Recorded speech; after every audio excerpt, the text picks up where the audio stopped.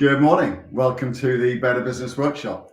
Bit of a change of gear and change of pace, moving on to a new tranche of topics from today for the next couple of weeks. We're now looking at the mechanics of business. And today I'm joined by my colleague, Gareth Hughes. Good morning, Gareth. How are you? Are you well? How's it going? Yeah, I'm good. Had a good restful weekend. So yeah, all good. Brilliant. Good for you, Gareth. Thank you for joining. We're starting to go into this tranche of looking at the mechanics of business now, and we're asking what's the purpose of business, right? Yeah, and this is something that people lose sight of a little bit as well. It's they think that just going into business enough, and then what you have is people who, as we say on a number of occasions, they own a job, not a business, right? Right.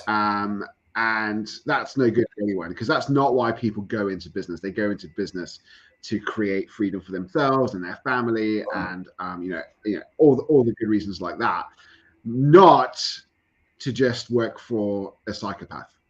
Work 80 hours a week for a psychopath in other words themselves. So yeah, it's interesting.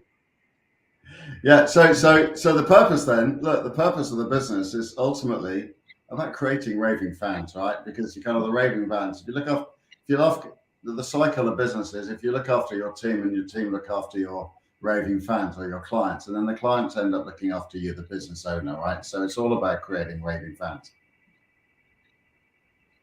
Yeah, absolutely. And somebody once told me, all a business needs is 200 raving fans, and it never has to do any marketing ever again, because the raving fans will just do the selling for you, and that's really key.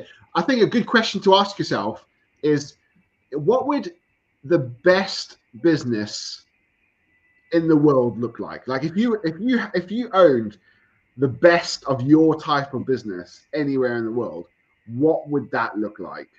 And you start to get some really interesting things come out, and I can talk about the flower shop who, when you ordered a bunch of flowers, they asked this question, and they said, okay, so we really want to look after our customers, and we really want to look after the people around our customers. Okay, so now when you order a bunch of flowers from this flower shop, you get an email later on in the day. You get all the normal email confirmations and all that kind of stuff. And then you get an email later on in the day with a picture with the person who arranged your flowers holding up the very bunch of flowers that they're sending. With, I think the line is, we just thought you'd like to see them before we sent them out, type thing.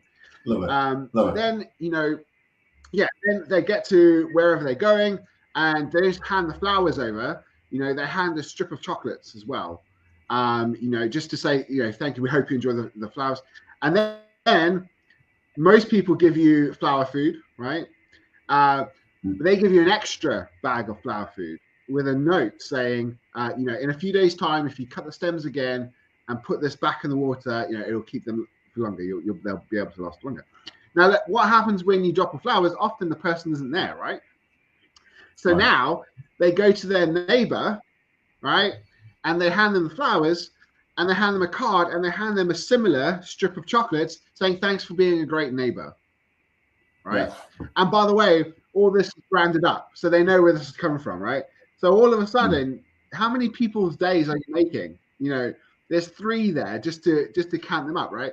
And it's about that. It's about, how do you make your business the best in the world at what you do? What would that look like?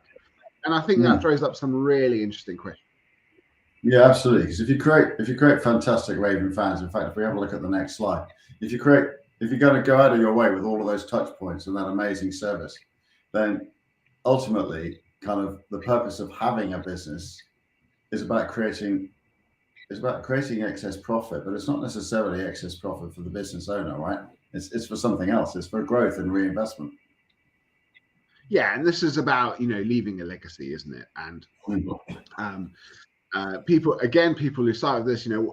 What's the purpose of the business? Well, the purpose of the business is to grow, and if you can reinvest your profits and build a bigger, better business because of that, then everyone's a winner, because you're ultimately you're going to have a good life. Your family are going to have a good life. You're going to leave a legacy. You're going to employ more people in the local community. That means that more people have excess money in the local community to spend around the local community.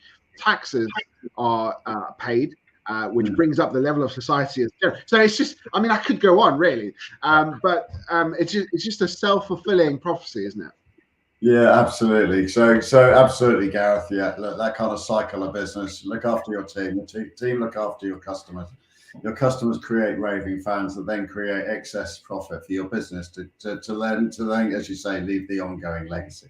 Gareth, that's been absolutely brilliant. Thank you so much for joining us this morning, folks. Look, if you want to come and talk about the cycle of business, you want to come and talk about what's the purpose of your business, then jump on a call with Gareth and I. You can book one of those from the website. Go to multikeen.actioncoach.co.uk.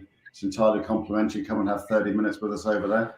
Or there's a ton more content over on our social media channels as well. Just look for the Better Business Workshop, and I'll put the links for those groups down in the comments underneath here afterwards. We'll be back here hopefully on Wednesday, Gareth, for all things being well. You have a great week. Thank you so much for joining, and look forward to seeing you again on Wednesday.